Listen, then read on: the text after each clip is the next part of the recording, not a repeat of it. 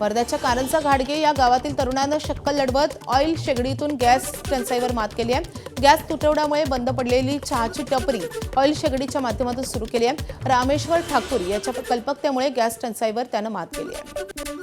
कोल्हापुरातील पेट्रोल पंपांवरील गर्दी आता कमी झाली आहे। प्रशासनानं केलेल्या आवाहनाला कोल्हापूरकरांचा सकारात्मक प्रतिसाद। पेट्रोल आणि डिझेलचा जिल्ह्यात पुरेसा पुरवठा असल्याची प्रशासनाची माहिती।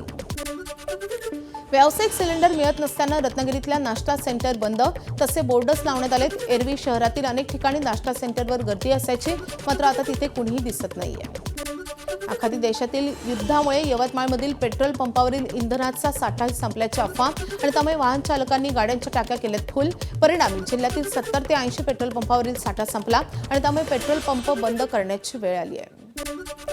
मध्य प्रदेशच्या उमरिया जिल्ह्यातल्या गोरोजाबादमध्ये गॅस सिलेंडरसाठी रांगेत उभे असलेल्या नागरिकांवर मधमाशांनी हल्ला केलाय। गोदामाजवळील पोळ्यात हालचाल झाल्याने हजारो मधमाशांचा लोकांवर हल्ला। घटनेत अनेक जण जखमी। बिलावर एलपीजी चार्ज लावणाऱ्यांवर होणार कठोर कारवाई। केंद्रीय ग्राहक संरक्षण प्राधिकरणाचा इशारा।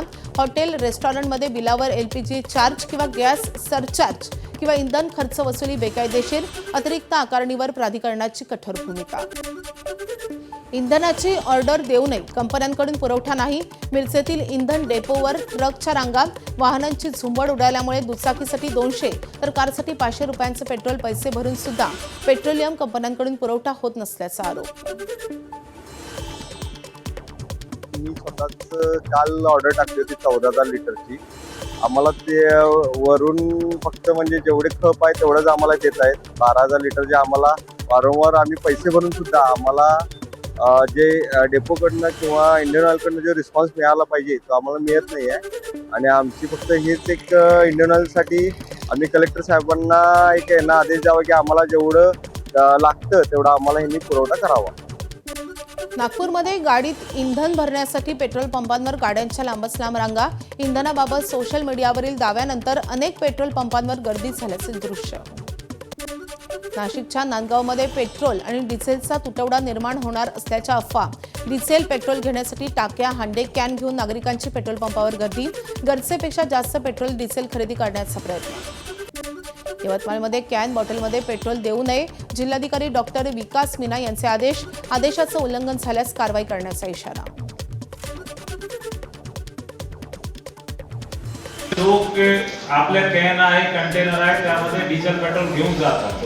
तो आम्ही इथून एक आदेश इश्यू केलेला आहे, कोणालाही डिझेल आपल्या कंटेनर कॅन वगैरेमध्ये पेट्रोल या डिझेल देता कामा नये असा रीतीने आपण सत्य सूचना प्रत्येक आपल्या जीकेबी संचालक आहे त्यांना दिलेली आहे।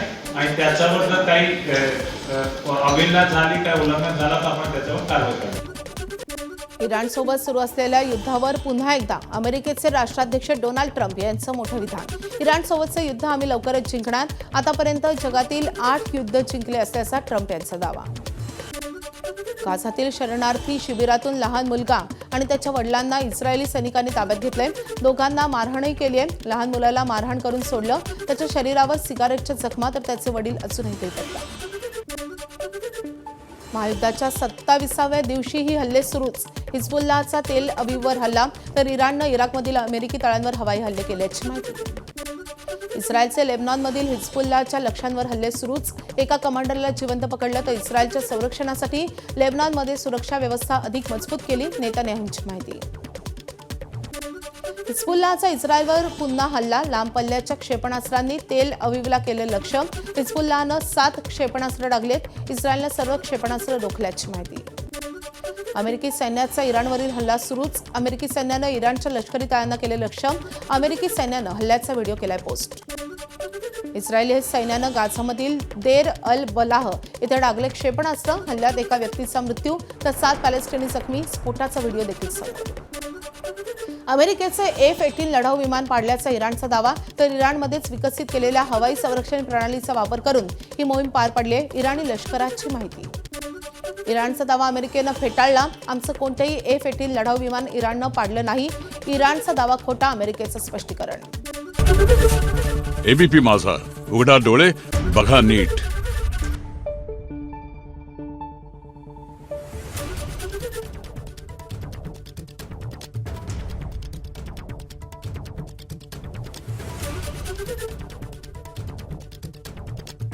आहे